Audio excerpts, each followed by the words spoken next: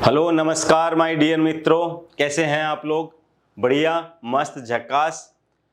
आज हम बात करने वाले हैं अपने उसी प्यारे से चैप्टर की जिसकी शुरुआत हम कर चुके हैं। पिछले 3 लेक्चर से अपन उसी की बात कर रहे हैं और नाम है उस लेक्चर का डिसोल्यूशन ऑफ पार्टनरशिप फर्म। लेकिन आज डिसोल्यूशन ऑफ पार्टनरशिप फर्म में हम बात करेंगे स्टेप नंबर 3 की। स्टेप नंबर 3 में हमें क्या देखना है? हमें देखना है डिसोल्यूशन से रिलेटेड जो भी कुछ खर्चा वर्चा होता है उसका सेटलमेंट कैसे क्या कुछ होता है। मतलब बात अगर मैं कहूँ तो सीधी सी बात ये है, यहाँ पे पार्ट 3 की हम बात कर रहे हैं। पार्ट 1 में हमने क्या देखा था? Transfer all the assets and liabilities to respective account. Part 2 जो डिसोल्यूशन का था उसमें हमने बात करी थी कि ट्रांसफर तो कर दी एसेट्स एंड लायबिलिटीज, कहाँ पे? रेस्पेक्टिव अकाउंट्स में, जिसमें रियलाइजेशन जो है वो चैप्टर का हीरो है। अब रियलाइजेशन की ड्यूटी बन जाती है स्टेप 2 में कि सारी एसेट्स को सेल आउट किया जाए, उनसे पैसा वसूल किया जाए और उससे पेमेंट कर दिया जाए। किसका? लायबिलिटीज का। ये सारी बातें हम कर चुके थे, लेकिन ये सारा का सारा प्रोसीजर बेसिकली कंप्लीट कौन करेगा? बाहर से क्या किसी बंदे की जरूरत पड़ेगी, या फिर कहेंगे कि किसी पार्टनर से रिक्वेस्ट करेंगे कि भाई तू थोड़ा जानता है, समझता है, अच्छा बंदा है, तू काम ये संभाल ले? तो कुछ भी हो सकता है। लेकिन XYZ कोई भी बंदा ये प्रोसीजर कंप्लीट करे, वो अपना एक रेम्यूनरेशन या फिर अपनी एक फीस जो है वो आपसे चार्ज करेगा। तो उसका सेटलमेंट कैसे, हम क्या कुछ करेंगे, वो आज की क्लास में हम बात करने वाले हैं। अब यहाँ पे कई सारी सिचुएशंस आपको देखने को मिलेगी। सम टाइम हो सकता है कि डिसोल्यूशन एक्सपेंसेस का पेमेंट फर्म ही करे, ठीक है। या फिर सम टाइम ये हो सकता है कि कोई पार्टनर बोले कि मैं पेमेंट कर देता हूं, आप मेरे अकाउंट में ट्रांसफर कर दीजिए, ठीक है, ये भी हो सकता है। इसके अलावा और क्या हो सकता है? इसके अलावा ये सिचुएशन भी हो सकती है कि पेमेंट जो है वो पार्टनर को करना था। सम टाइम क्या होता है कि किसी पार्टनर को कहा गया कि भाई ये काम जो है तेरे हवाले है। पार्टनर ने कहा देखिए इसके लिए मैं ये फीस लूंगा, 10,000, 15,000, 20,000, जो भी वो कहें। इसके साथ के साथ डिसोल्यूशन से रिलेटेड और कोई भी खर्चा होता है, किसी भी टाइप का खर्चा होता है, वो मैं बियर करूंगा, ठीक है। अब होता है क्या है, बात ये हो गई पार्टनर को बियर करना था, पार्टनर का खर्चा हो गया वो, ठीक है। फर्म का खर्चा तो क्या होगा, जो पार्टनर की फीस है वो होगी। लेकिन सम टाइम होता है कि पेमेंट जो है वो फर्म के खाते से चला जाता है, ठीक है। घबराइए नहीं, अभी हम 1 to 1 सारी सिचुएशंस की बात करेंगे, देन फिर प्रैक्टिकली उनको न्यूमेरिकल्स में अप्लाई करना भी सीखेंगे। तो पहले अपन बात कर लेते हैं कि डिसोल्यूशन एक्सपेंसेस से रिलेटेड या फिर रियलाइजेशन एक्सपेंसेस से रिलेटेड क्या क्या एंट्रीज जो है हम पोस्ट कर सकते हैं, क्या क्या सिचुएशन जो है वो हमारे सामने हमें देखने को मिल सकती है। इस लेक्चर को लास्ट तक देखना। ये जो क्लास है ये ओवरऑल जो कंप्लीट आपका कॉम्प्रिहेंसिव न्यूमेरिकल आएगा वो तो कंप्लीट करने में आपकी हेल्प करेगी ही करेगी। उसके साथ के साथ इंडिविजुअल क्वेश्चंस भी पूछे जाते हैं इस स्टेप से रिलेटेड, ठीक है, सिर्फ और सिर्फ डिसोल्यूशन एक्सपेंसेस का ट्रीटमेंट पूछने के लिए। तो अगर डिसोल्यूशन एक्सपेंसेस का पेमेंट फर्म करती है तो आपकी एंट्री होगी realisation account DR to cash या बैंक। अब इसको समझने की कोशिश कीजिए। एक्सपेंसेस जो है नॉमिनल के रूल के अकॉर्डिंग अगर मैं मानूं तो debit all the losses and expenditure, ठीक है, तो डेबिट हो जाते हैं। टू आपने क्या कर दिया, कैश अकाउंट। अब क्लास 12th में होने के बाद हमने बात करी थी कि क्लोजिंग एंट्री जो है वो पैरेलल हमें पोस्ट करते हुए चलना है। एक्सपेंसेस जो है ये कहाँ ट्रांसफर होगा? डिसोल्यूशन के टाइम पे पूरा प्रोसीजर जो है वो कौन कंप्लीट कर रहा है? रियलाइजेशन अकाउंट कर रहा है, तो रियलाइजेशन अकाउंट में ये एक्सपेंसेस आपको ट्रांसफर कर देना है। इट मीन्स इसके साथ ही साथ एक और एंट्री आपकी हो जाती है realisation account debit to dissolution expenses. अब अगर इन दोनों एंट्रीज को आप कंबाइन करते हैं तो एक्सपेंसेस डेबिट भी है, एक्सपेंसेस क्रेडिट भी है, तो आपकी जो एंट्री निकल के आती है वो आती है realisation account DR to cash account. अगर फर्म डायरेक्टली पेमेंट करती है और फर्म का ही खर्चा है, ठीक है, तो एंट्री आपकी क्या होगी, realisation account DR to cash account. ये हो गई आपकी सिचुएशन नंबर 1। ऐसा भी हो सकता है कि कोई पार्टनर बोले कि डिसोल्यूशन के एक्सपेंसेस जो है ना वो मैं पेमेंट कर दूंगा, आप तो मेरे अकाउंट में ट्रांसफर कर दो, तो ठीक है, फर्म के लिए तो खर्चा है तो रियलाइजेशन अकाउंट डेबिट होना है एक्सपेंसेस की जगह, ठीक है, क्योंकि फर्म का खर्चा है, दैट्स वाई रियलाइजेशन तो डेबिट होगा ही होगा।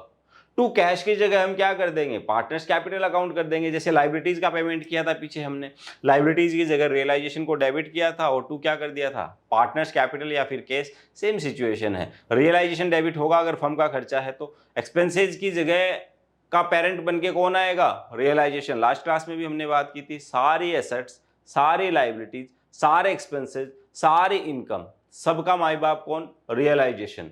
ठीक है, तो एक्सपेंसेस की जगह कौन डेबिट हो रहा है? रियलाइजेशन। टू क्या आ जाएगा यहाँ पे? Partners capital. सिंपल है, कोई ज्यादा तकलीफ वाली बात नहीं है यहाँ पे।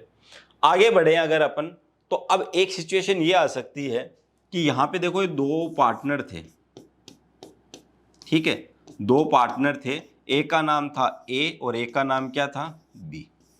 इन्होंने बोला यार भाई फर्म को ना बंद करते हैं, ठीक है, फायदा हो नहीं रहा या कुछ और रीजन रहा होगा, बंद किया इन्होंने। तो इन्होंने अपॉइंट कर दिया ए को कि ए आप जो है ना ये डिसोल्यूशन का प्रोसीजर जो है ये कंप्लीट करेंगे। कंप्लीट करने से रिलेटेड आपको जो रेम्यूनरेशन मिलेगा या फिर आपकी जो फीस होगी वो होगी 10,000। अब इसके बाद डिसोल्यूशन से रिलेटेड कोई भी खर्चा फर्म बियर नहीं करेगी, सारा खर्चा आप बियर करोगे। हम आपको 10,000 दे रहे हैं, आप इसमें काम चलाओ, आप जानो, आपका काम जाने। ठीक है, तो यहां पे जो सिचुएशन है वो समटाइम ये हो सकती है कि 10,000 तो इसको ट्रांसफर हो जाएंगे, अलग से जो डिसोल्यूशन एक्सपेंसेस हुए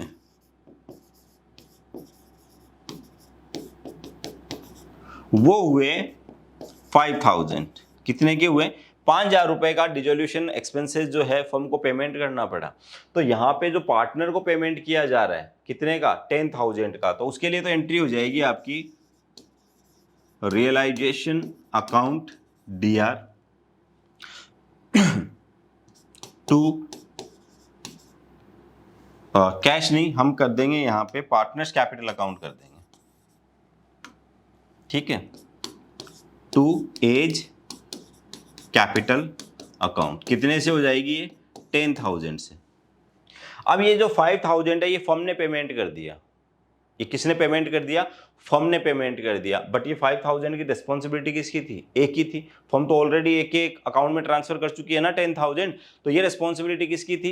एक ही। अब फर्म के पास से बट कैश चला गया तो फर्म क्या करेगी? 5,000 से कैश अकाउंट तो क्रेडिट करेगी, बट रियलाइजेशन को डेबिट नहीं करेगी, क्योंकि अगर रियलाइजेशन को फर्म डेबिट कर देती है तो खर्चा किसका माना जाएगा? फर्म का, जबकि ये खर्चा फर्म का है ही नहीं।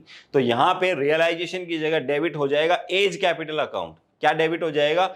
एज कैपिटल अकाउंट डेबिट हो जाएगा। हम एक एक कैपिटल अकाउंट से निकाल लेंगे, हाउ मच? ₹5,000।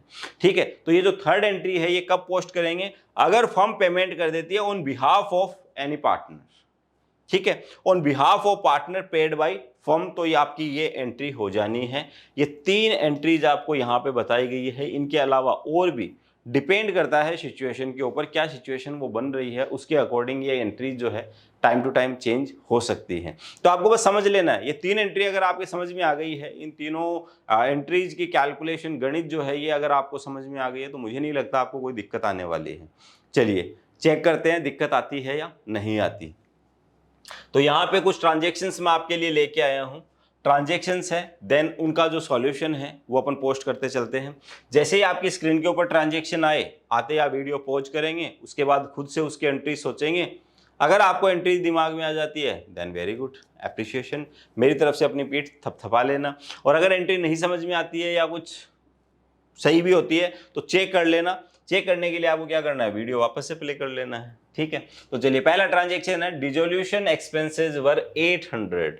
डिसोल्यूशन के एक्सपेंसेस कितने हुए हैं? 800। तो यहाँ पे जो आपका सॉल्यूशन जो आएगा, जो एंट्री आपकी होगी, ये 800 फर्म का खर्चा है, रियलाइजेशन अकाउंट डेबिट कर दो। 2 पेमेंट कर दिया फर्म ने टू कैश अकाउंट बीइंग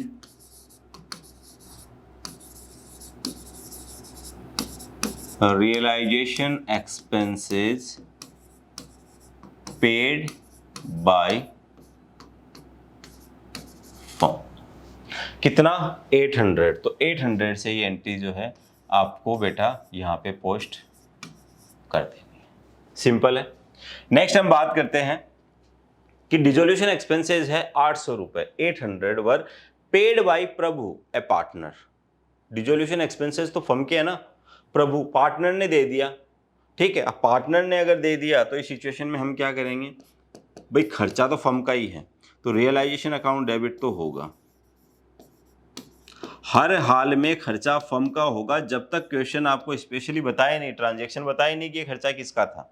ठीक है, तो रियलाइजेशन अकाउंट डेबिट 800, लेकिन फर्म ने पेमेंट किया नहीं। पेमेंट किसने कर दिया? प्रभु ने। तो कोई बात नहीं, हम प्रभु के अकाउंट में ट्रांसफर कर देते हैं।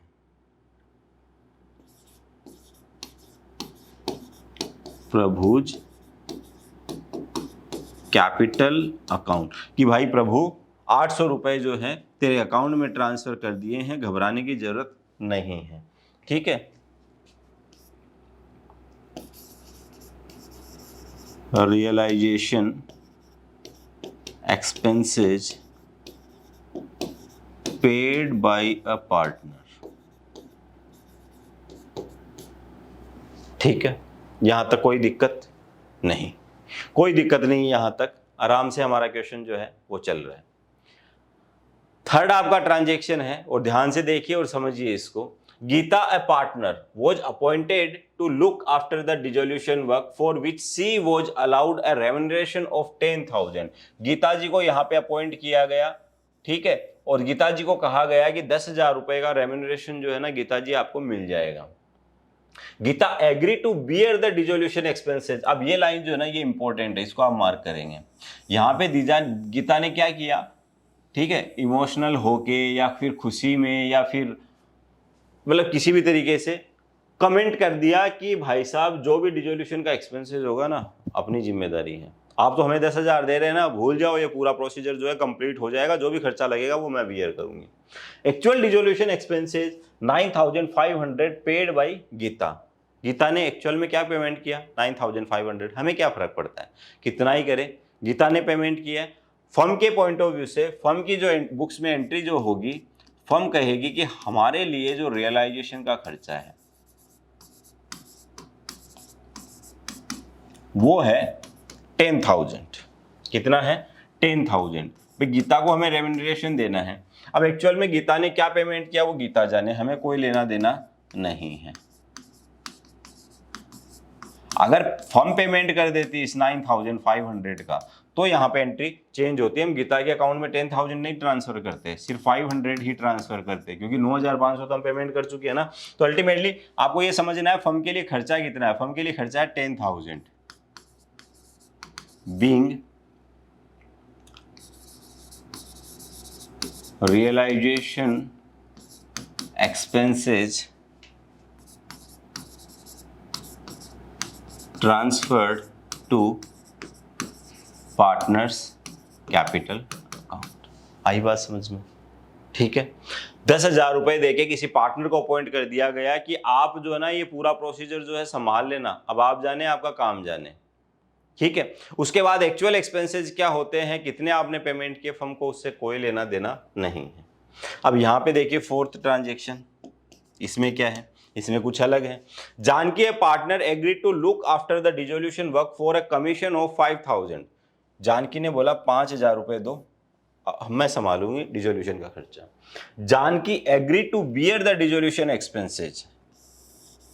ठीक है, एग्री हो गई कि मैं वहन करूंगी, मेरे हैं डिसोल्यूशन के एक्सपेंसेज।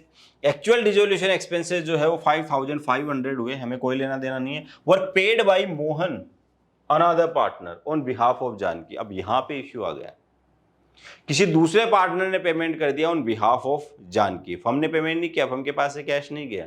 तो पार्टनर्स के बीच में आपसी जो तालमेल बिठाना है वो भी किसका काम होता है? अकाउंटेंट का। ठीक है, ऑल्दो वो लोग पर्सनली भी इसको शटल कर सकते हैं, बट हम मान के चल रहे हैं कि हमारे पास दोनों ही कैपिटल अकाउंट है, तो एक ही कैपिटल अकाउंट से निकाल के दूसरे में ट्रांसफर हम कर देंगे।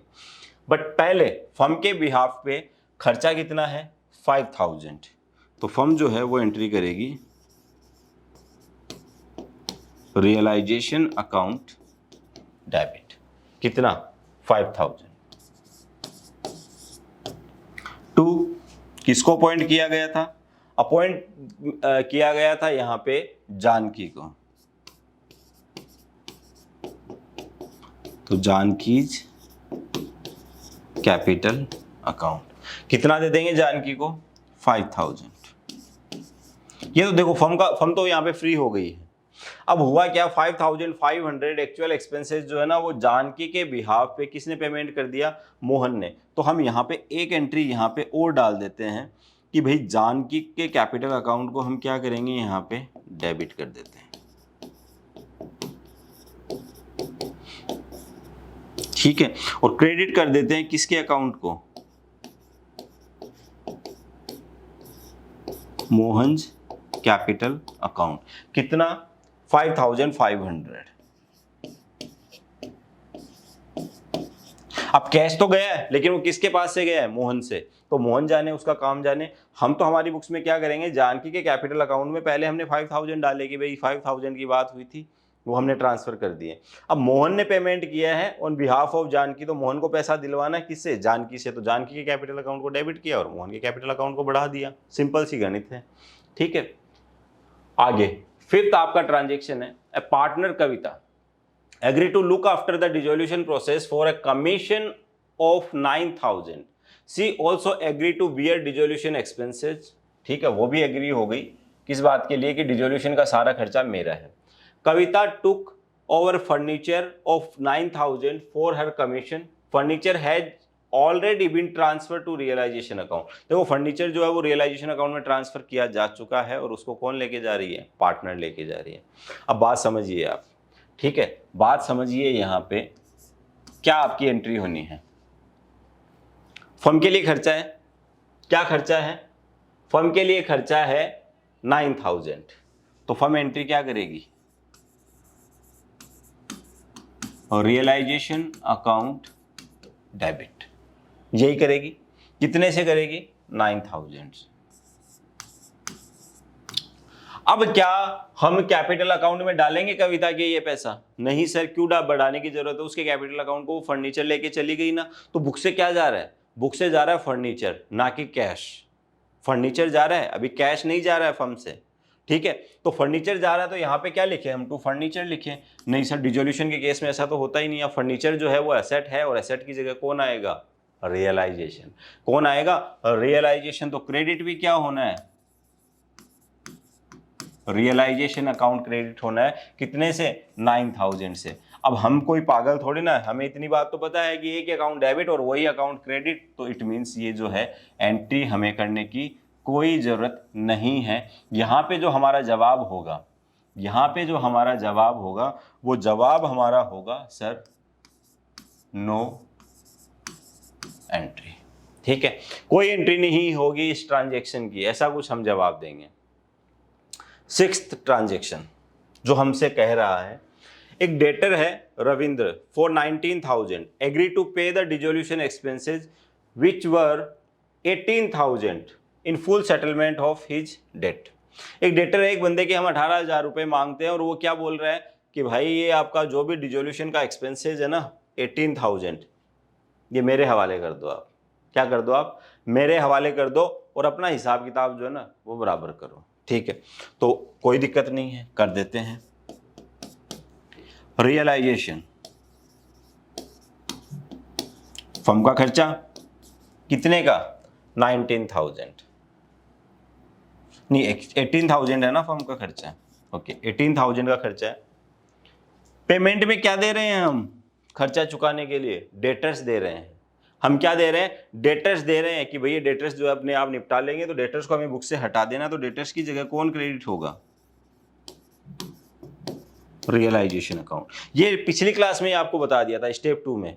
ठीक है, एसेट्स और लायबिलिटीज जो है अगर आपस में सेटल हो रही हो तो उस केस में कोई एंट्री नहीं होती है। तो डिसोल्यूशन एक्सपेंसेस भी हमारे लिए क्या है, खर्चा ही है, और उसके बदले में क्या जा रही है, एक एसेट जा रही है। अगर कैश जाती तो देखो कैश अकाउंट अलग से ओपन होता है, इसलिए हमें एंट्री करनी होती है। अदरवाइज यहाँ पे हमें कोई एंट्री पोस्ट करने की जरूरत नहीं है, क्योंकि रियलाइजेशन ही डेबिट है, रियलाइजेशन ही क्रेडिट है। तो यहाँ पे भी जो हमारा जवाब होगा सेम वही होने वाला है, नो एंट्री। किसी बच्चे के दिमाग में अगर ये आ रहा है कि इस 1000 का क्या होगा, डेटर्स तो 19000 के थे, 18000 में काम चला दिया उन्होंने, तो 1000 रुपये का नुकसान हो गया ना। वो अपने आप से रियलाइजेशन अकाउंट आपको निकाल के दे देगा, क्योंकि डेटर्स को आपने डेबिट साइड में ट्रांसफर किया 19,000 और उनका सेटलमेंट कितने में हुआ है 18,000 में। ठीक है, तो 1,000 रुपीज़ ऑटोमेटिक डेबिट साइड में ज़्यादा आ रहा है, तो जो फाइनली जब हम उसकी कैलकुलेशन करेंगे तो लॉस जो है वो निकल के आ जाएगा। ये सारे कंसेप्ट आपको बताए जाएंगे, बस आप चीज़ों को समझते जाइए। अभी के लिए ये एंट्री जो है वो देखते जाइए। रूल जो है आपको जैसे जैसे बताए गए हैं वैसे वैसे रूल्स जो है आपको फॉलो करते हुए चलना है। अब मेरा आप लोगों से एक सिंपल सा सवाल, स्टेप 3 जो है वो हमारी कंप्लीट हो गई है, डिसोल्यूशन एक्सपेंसेस जो है वो हमारे कंप्लीट हो चुके हैं, बट फिर भी हमारी जो ड्यूटी है वो ड्यूटी सिर्फ और सिर्फ आपको एकेडमिक नॉलेज देना ही नहीं है। ठीक है, व्यवहारिक सोसाइटी में आप रहते हैं तो वहाँ पे कई सारी आपकी रिस्पॉन्सिबिलिटीज़ होती हैं, तो हम चाहते हैं कि आपको और कई सारा नॉलेज मिले। तो यहाँ पे एक सिंपल सी मैं आपको बात बता रहा हूँ, फिलॉसफी बेसिकली मैं आपको बता रहा हूँ। जो दर्शन शास्त्र हैं, ठीक है, फिलॉसफी एक्सपर्ट है, उनकी अगर अपन माने तो सोसाइटी में जो लोग जो हैं उनको 4 कैटेगरी में बांटा गया है उनके काम के आधार पर, बेसिस ऑन देयर वर्क। आपको पता करना है कि आप इनमें से टाइप 1 में हो, टाइप 2 में हो, टाइप 3 में हो या टाइप 4 में हो।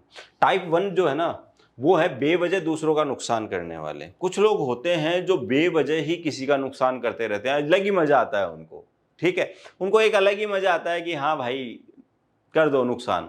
ठीक है, बल्ब लगा हुआ है पिलर के ऊपर, फोड़ दो पत्थर मार के। ठीक है, शीशा लगा हुआ है कोई नहीं देख रहा, चलो फोड़ दो। ठीक है, दूसरे लोग होते हैं वो किसी का अपने लाभ के लिए ही भला करते हैं। ठीक है, मतलब नुकसान तो नहीं करते, बट अगर उनका फायदा हो रहा हो ना तो नुकसान भी कर देते हैं, या अपना फायदा हो रहा हो तो किसी का भला भी कर देते हैं। तो क्या आप इस कैटेगरी में हैं कि भला तो करता हूं मैं? ठीक है, गाय जो है रास्ते में मिल जाती है रोटी दे देता हूं, या फिर चारा डाल देता हूं, या फिर कोई भूखा कुत्ता है उसको कुछ खिला देता हूं, या फिर किसी गरीब की मदद कर देता हूं। लेकिन ऐसा मैं तभी करता हूं जब मेरा फायदा हो। मेरा फायदा नहीं है तो अपने को कोई मतलब नहीं है। तीसरे लोग जब तक खुद का नुकसान ना हो ना तब तक भला करेंगे। ठीक है, मतलब फायदे से उन्हें कोई लेना देना नहीं है, उन्हें भला करके एक अपने आप में एक इंटरनल हैप्पीनेस फील होती है, बहुत खुशी होती है, अच्छा लगता है अंदर से। ठीक है, लोगों का भला करके, लेकिन भला तब तक करेंगे जब तक खुद का नुकसान ना हो रहा हो। ठीक है, तो आप में से कई सारे बच्चे देख रहे होंगे और डेफिनेटली इस वाली कैटेगरी से बहुत सारे बच्चे बिलोंग करते हैं, टाइप 3 से। ठीक है, हम भला तो करने के लिए तैयार है, लेकिन सर खुद का नुकसान होगा तो अपने से भला नहीं किया जाएगा। 4 टाइप की जो कैटेगरी है ना बेटा, ये एक्सेप्शनल कैटेगरी है। इस टाइप की कैटेगरी के बंदे अगर किसी भी देश में 10% भी हो, 10% छोड़ो 5% भी अगर हो ना, उस देश का कोई बाल भी बांका नहीं कर सकता, कोई कुछ भी नहीं बिगाड़ सकता उस देश का। क्योंकि ये लोग जो है ना, ये वो हैं जो खुद का नुकसान भी होता रहे ना तो भी दूसरों का भला करेंगे। रेयर होते हैं ऐसे लोग। तो आपको पता करना है आप इन चारों में से कौन सी कैटेगरी से बिलोंग करते हैं, और अगर आप इस साइड हैं तो बेटा उस साइड तक मूव कीजिए। एक्चुअल जो हैप्पीनेस है, रियल जो खुशी है, वो आपको यहां पे आके मिलेगी। अब लोगों को लग रहा होगा कि खुद का नुकसान करके दूसरों का भला करने में क्या फायदा, करके देखिए फिर पता चलेगा। अल्टीमेटली किसी का फायदा होना चाहिए। ठीक है, परोपकार करते रहो, इससे बड़ा कोई धर्म नहीं है। तो सीखते रहिए और सिखाते रहिए और सोसाइटी को जो है और बेटर से बेटर बनाते रहिए। मिलेंगे अगले लेक्चर में। Till then tata bye bye, thank you so much. ठीक है, तो लेक्चर आपको कैसा लगा कमेंट बॉक्स में जरूर बताएंगे, और आप कौन सी कैटेगरी से बिलोंग करते हो वो भी आपको बताना है। Bye bye, thank you.